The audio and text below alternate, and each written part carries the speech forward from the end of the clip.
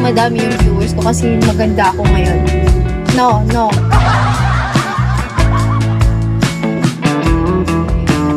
Bakit 100k lang yan dapat? O, sige.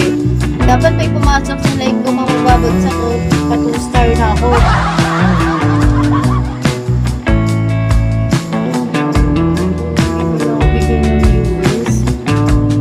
Guys, may nakita ako napakalakas